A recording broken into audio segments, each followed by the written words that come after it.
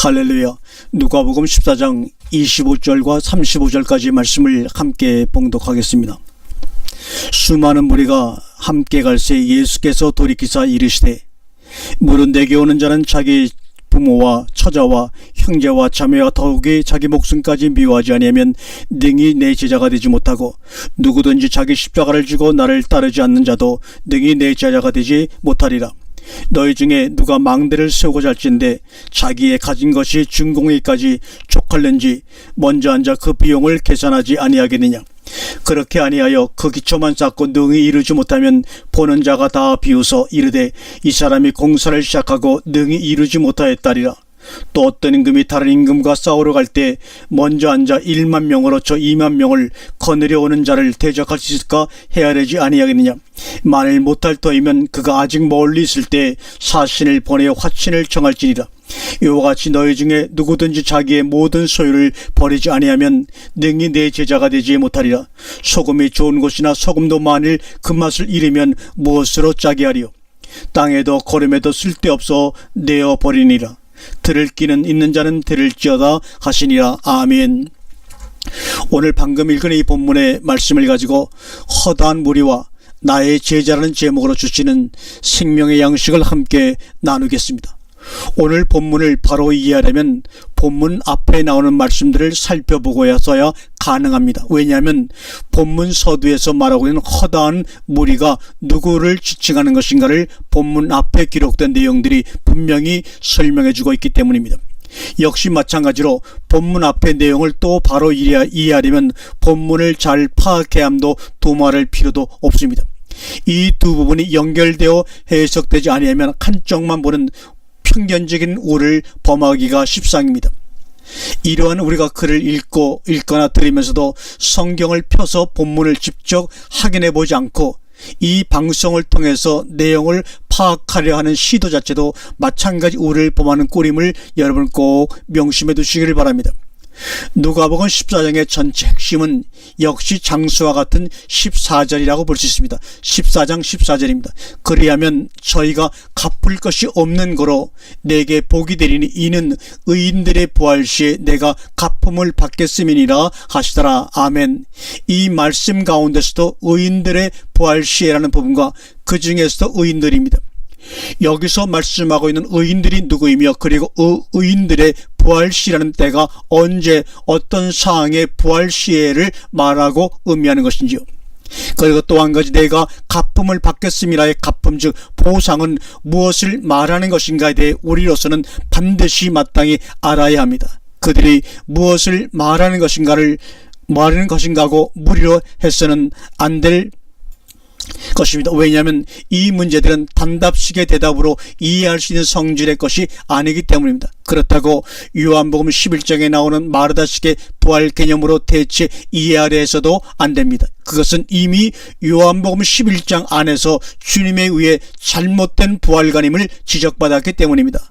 오늘의 주제는 이것이 아니기 때문에 이 문제에 대해서는 더 이상 논하지 않겠습니다. 오늘의 주제는 어디까지나 허다한 무리와 나의 제자들입니다.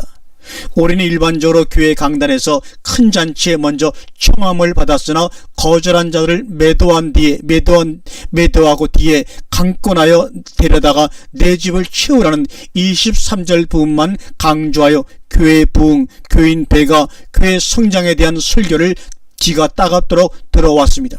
그러나 그렇다 할지라도, 즉 설령 그 말씀대로 사거리 길에서나 길과 산을 깔아 나가서 강권하여 내 집을 가득 채웠다 할지라도 그들은 어디까지나 허다한 무리, 즉 예수와 함께 가는 허다한 무리에 불과하다는 사실은 들춰내거나 들먹이려고 하지 않는다는 사실입니다. 왜냐하면 오늘날 교회가 필요로 하는 것은 내 집을 가득 채운 허다한 무리뿐이기 때문입니다. 오늘 본문의 중요성은 25절에서 주님이 그 허다한 무리들을 향하여 돌이키셔서 말씀하셨다는 것입니다. 다시 말하자면 23절에 강권하여 내려다가 내 집을 채우라는 말씀은 오늘날의 교회가 아닌 그때 당시에 주님과 함께 가는 허다한 무리가 벌써 그 말씀을 이루었다고 보아야 한다는 말입니다.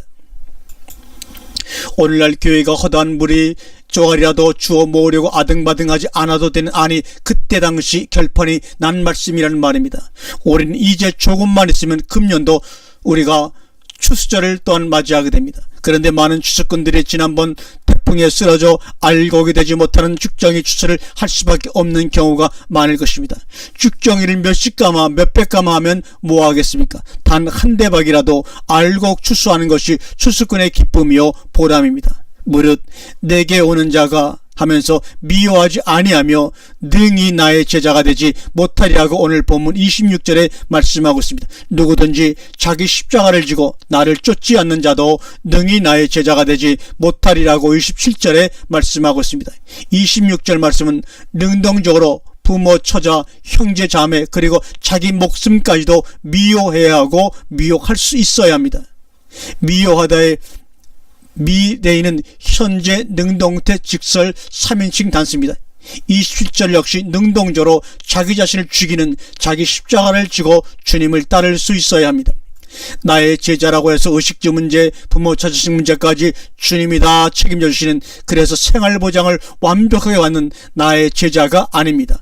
그렇다고 그런 육신적인 문제는 자기 자신이 책임진다고 해서 나의 제자가 능히 될 수 있는 그런 것도 아닙니다. 나의 제자가 능히 될 수 있으려면 그 이상의 무엇이어야 합니다. 그것이 바로 나의 제자가 능히 될 수 있는, 나의 제자가 되는 것입니다. 나의 제자는 주님이 임명하셨다 해서 되는 것도, 오늘날처럼 정규 과정을 마쳤다 해서 되는 것도, 괜찮은 교단에서 안수를 받았다 해서 되는 것도, 목회에 성공해서 내노라는 목사가 되었다 해서 되는 것도, 심지어 이 모든 과정을 다 거치고 노회장, 총회장, 교황이 되었다 해서 되는 것도 절대로 아닙니다. 한마디로 해서 자신이 그냥 나의 제자가 능히 될 수 있고 그래서 된 것뿐이다 이 말입니다. 나의 제자가 되었기 때문에 능히 나의 제자가 될 수 있는 그 사람은 부모, 처자, 형제, 자매 그리고 자기 목숨까지도 미워할 수 있게 된 것이요, 그럴 수 있었기 때문에 나의 제자가 될 수 있었던 것입니다.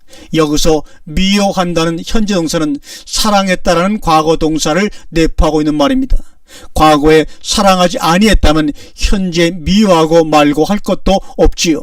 과거에는 사랑했었는데 나의 제자가 될 수 있었던 그 이후에는 미워하게 되었고 미워할 수 있게 된 것입니다. 그것과 또 다른 대상을 사랑하게 되었고 사랑할 수 있게 되었다는 말과 같은 말입니다.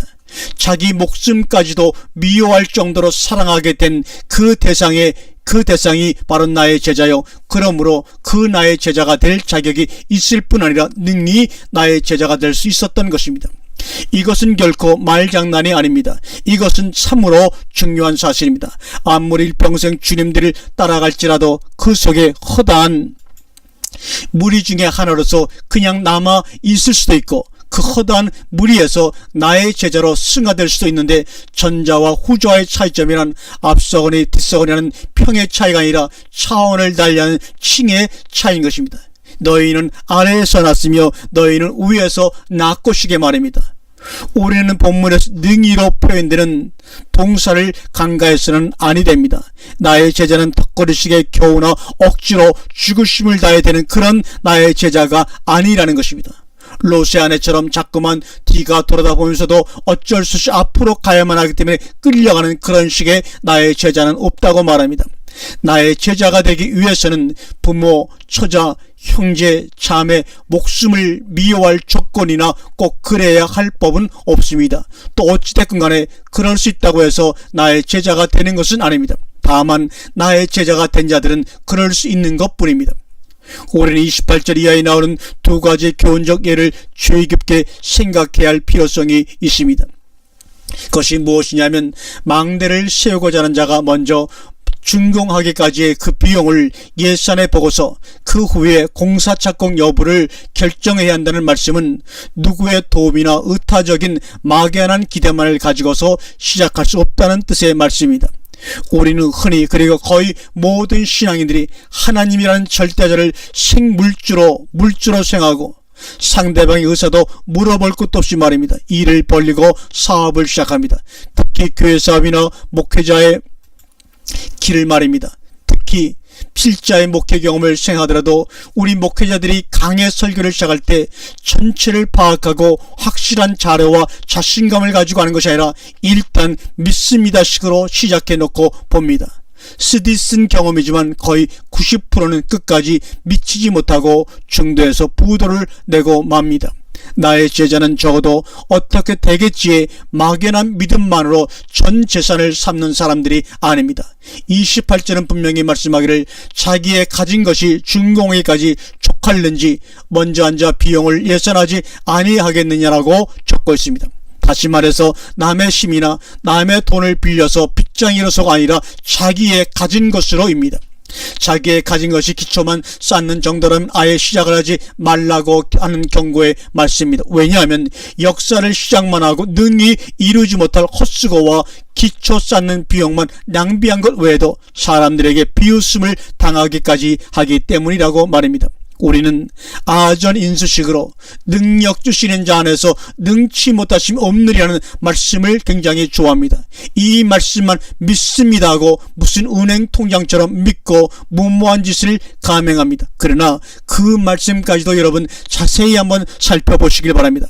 먼저는 내가 우선 능력 주시는 자 안에 있는 자라야 합니다. 내가 우선 능력 주시는 자 그분 안에 있는 자라야 이 말씀이 나에게 역사를 하는 말씀이고 이 말씀이 생명의 말씀으로 나에게 역사할 것입니다. 내가 그 말씀을 믿는다고 만사 형통식으로 되는 것이 아니라 실제적으로 내가 능력 주시는 자 안에 있는 자가 되면 그때부터 능치 못하심 없는 그분의 능력 안에서 무엇이든지 할 수 있다 이 말입니다. 이것이 바로 준공하기까지의 비용인 것이며 1만으로 2만의 조건을 물리칠 수 있는 정의 군대인 것입니다. 모세가 그랬고 여호수아가 그랬고 기드온, 삼손, 다윗이 다 그러한 인물이었던 것입니다. 나의 저자는 결코 자기의 목적과 의지로 따라 나서는 허단 무리만 아닙니다. 또한 따라다니다 어찌하여 주님이 한 번이라도 돌아다 보아 주실 거라는 막연한 기대만으로 일생을 고생하는 그런 기대망상증에 사로잡혀 있는 중한 자도 아닙니다. 나의 제자란 제자가 스승 같지 못하고 종이 상전 같지 못하지만 제자가 스승 같은 자요 종이 상전같이 된 족한 자입니다. 아들이 아버지일 수는 없지만 그러나 적어도 아들은 그 아버지 같아야 합니다. 그 아비의 아들이니까 말입니다. 우리가 신앙생활을 하되 믿을 신자로서 만족하고 안주하고 되면 아무리 열심히 득심하다 할지라도 허다한 무리 중에 한 사람밖에 더 바랄 것이 없습니다. 믿을 신자는 하나님 신자 되지 못하는 것은 마치 믿음이 바라는 것들의 실상화되지 못하는 거나 다름이 없습니다. 자신을 녹슬한 믿음을 가진 신자로서 인정을 받으려 하지 말고 당당한 하나님의 자녀로서의 신자로서의 자격과 특권과 영화를 누려야 하는 것이 중요합니다. 사생자이어도 참 아들이 아니어도 아니 됩니다. 분명하고 확실한 하나님의 자녀들이 되어야 하는 것입니다. 아들이 되고 안 되고 기고 아니고 애매하거나 모호하지 않습니다. 자식이 그 부모에게서 태어나는 것을 알지 못하고 보지 못했지만 그렇다고 부모인가 아닌가 분별하기 곤란하다든지 어렵다든지 하는 일은 절대로 있을 수가 없습니다. 신자가 하나님의 자녀가 되는 신자가 된 일도 마찬가지입니다. 교회 목사님이나 남들의 당신은 하나님의 자녀가 되었습니다 하니까 그런가 보다는 식의 그런 신자는 하나도 없습니다. 세상 모든 사람들이 당신은 하나님의 자녀가 아니다 못 되었다고 해도 그것과 상관없이 분명한 것이 신자된 신자들의 상태이고 확신입니다. 내가 하나님의 자녀다운 신자다운 완벽함이 그것을 보장해 주거나 증거가 되는 것이 아닙니다. 그냥 신자라는 생각 아니 그것을 꼭 확인해 보고픈 그런 생각조차도 필요 없는 어떤 것입니다. 나의 제자 역시 그렇습니다. 신자가 나의 제자가 과연 내가 신자인가 또는 과연 내가 주님이 말씀하신 나의 제자인가를 꼭 확인해보고프고 그래서 그것을 사람들에게 나타내 보이거나 자랑하고픈 그런 생각이 전혀 없는 그렇다고 다른 사람들보다 내가 우월하다든지 하는 그런 에리트 의식을 가지고 있다든지 하는 것도 그런 신자요 나의 제자들입니다. 입으로 구원을 자꾸 되뇌이는 사람은 분명히 구원 문제에 걸려있는 사람이요, 천국 들어가는 문제를 가지고 노심초사하는 사람은 분명 아직 천국과 거리가 있는 사람임에 틀림이 없습니다. 적어도 기독교인, 아니 그리스도인이라면 내가 내게 거듭나야 하겠다는 말을 기이히 여기지 말라는 주님의 말씀을 알아야 합니다. 거듭난다는 말이 기이하면 그 사람은 거듭남이 무엇인지도 모르는 사람이요, 또한 거듭났다고 믿고 있는 사람도 과연 자신이 거듭났기 때문에 거듭났다고 믿고 있는지, 아니면 거듭남을 모르는 교회 가르침이나 어떤 목사님이 그렇게 가르치고 말해 주었기 때문에 거듭났나 보다라고 믿고 있는 것인지 다시 한번 여러분 확인해 볼 필요가 있습니다. 만약 이 방송 때문에 여러분의 거듭남에 대한 믿음이 흔들리고 의심스러우신다면 그는 분명 거듭났다고 믿고 있는 그 믿음에 문제가 있음이 분명합니다. 거듭난 것은 거듭난 것이요, 아닌 것은 그저 아닐 뿐이지 믿고 말고 흔들리고 말고가 없습니다. 가장 큰 사회악 아닌 교회악 중에 하나가 거듭남을 모르는 교회나 지도자들이 거듭남에 대해 가르쳐야 할 부담 때문에 거듭남에 조작되어 가르쳐지고 인식되어져 있는 것입니다. 거듭남이란 사실 그 여부나 상태를 가르치거나 이해시킬 필요성이 전혀 없는 것입니다. 왜냐하면 그것은 경험한 자들에게 있어서는 사실이기 때문입니다. 경험의 사실을 경험한 자들에게는 사실이기 때문에 가르치거나 인식일 필요성이 없고, 경험하지 못한 자들에게는 경험의 과정을 거쳐야만 알 수 있는 문제이기 때문에 가르치거나 이해시킬 필요성이 전혀 또한 없는 문제입니다. 어떤 신자가 성령적 체험을 거듭남으로 고집한다면 그것도 어쩔 수 없는 문제입니다.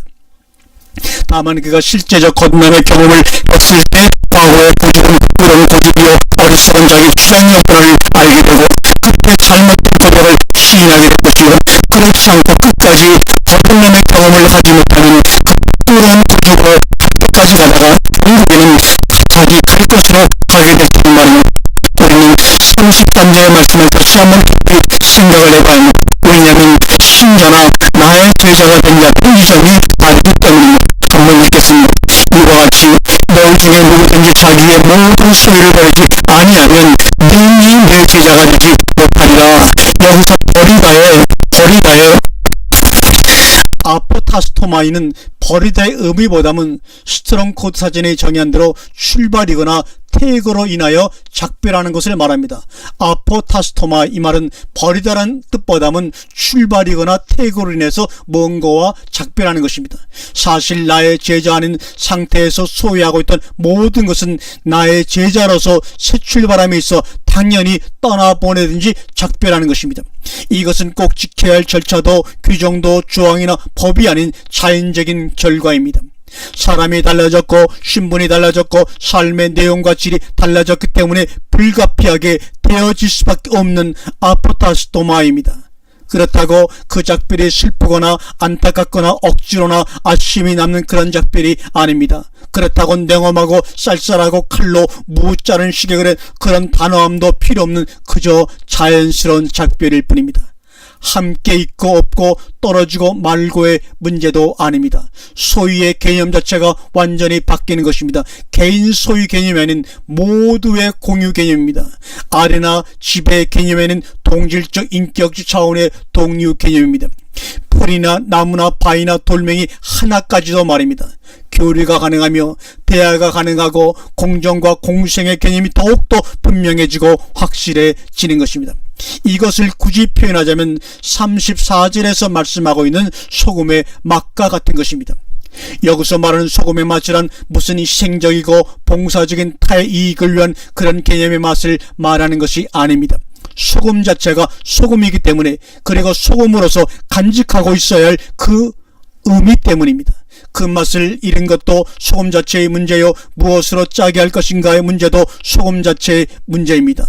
여기 보면 두 동사다 인칭은 소금 자체를 가리키고 있습니다.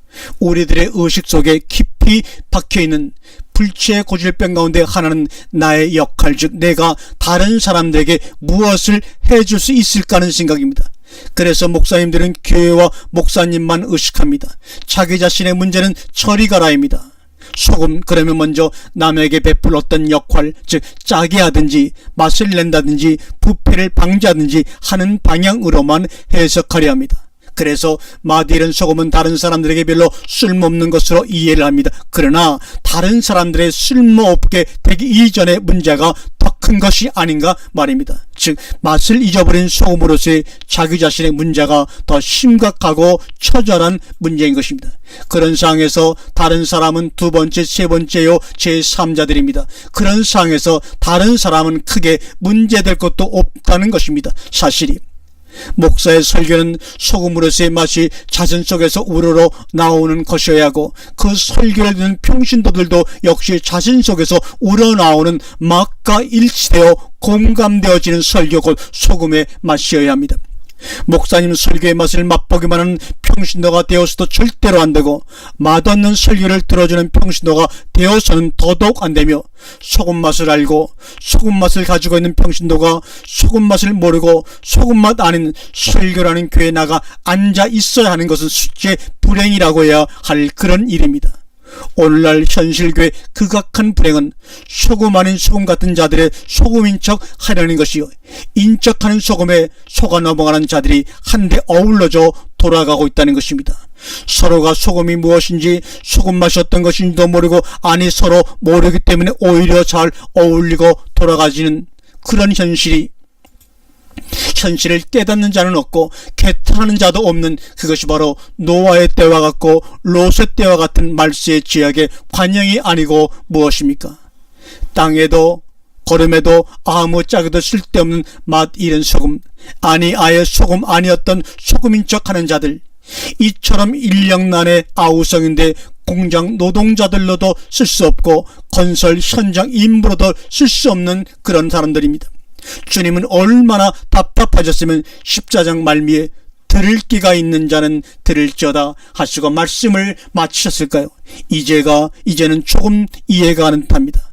허다한 무리를 원하시는 주님이 아닌 나의 제작감을 찾고 있는 주님이시기에 더욱더 주님의 마음이 내 마음에 아려울 뿐입니다. 아멘.